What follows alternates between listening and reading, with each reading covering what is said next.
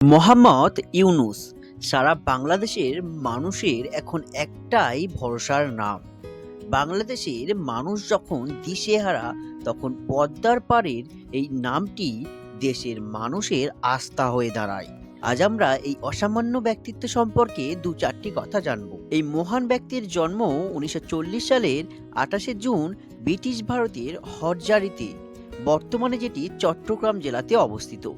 তিনি ছোটবেলা থেকেই শিক্ষায় খুবই মেধাবী ছিলেন। তিনি ঢাকা বিশ্ববিদ্যালয় থেকে অর্থনীতিতে বিএ এবং এমএ পাশ করে চলে যান ইউএসএ। সেখানে ভ্যান্ডারবিল্ট বিশ্ববিদ্যালয় থেকে পিএইচডি সারেন। এরপর তিনি দেশে ফিরে চট্টগ্রাম বিশ্ববিদ্যালয়ে অর্থনীতি বিভাগে প্রথমে সহযোগী এবং তারপরে প্রধান অধ্যাপক হিসেবে দায়িত্ব পালন করেন। এই সময়ই তিনি গ্রামীণ ব্যাংক নামে এক বিখ্যাত ব্যাংক প্রতিষ্ঠা করে সারা বিশ্বে সাড়া ফেলেন। তার এই ব্যাংক কিভাবে ক্ষুদ্র ঋণের মাধ্যমে জনগণের পাশে থাকা যায় তারই নিদর্শন। আর এই মহৎ কৃতকার্যের ফলস্বরূপ তিনি বিশ্বের কাছ থেকে পুরস্কার হিসেবে পান নোবেল প্রাইজ। হ্যাঁ, এই মহান স্বনামধন্য ব্যক্তির ঝুড়িতে রয়েছে নোবেল প্রাইজ।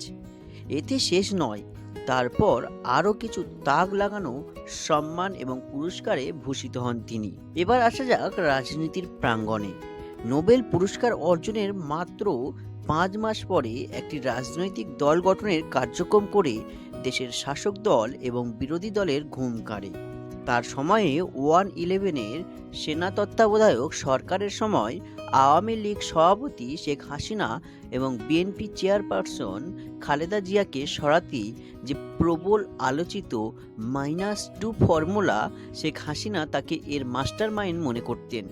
ফলে আওয়ামী লীগ সরকারের উত্থানে চরম কষ্টে দিন যায় তার। এমনকি কর্তৃত্ব হারাতে হয় নিজ প্রতিষ্ঠিত সেই গ্রামীণ ব্যাংকে। কিন্তু আজ আর সেই হাসিনা সরকার নেই। বাংলার মানুষও চিনে নিয়েছে তাদের অমূল্য রত্নকে।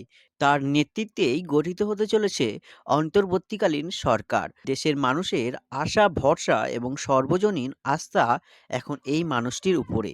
বাংলার মানুষ আশা রাখছে রক্তে রঞ্জিত বাংলাদেশকে সাজিয়ে গুছিয়ে বিশ্ব দরবারে তুলে ধরবেন এই মানুষটি।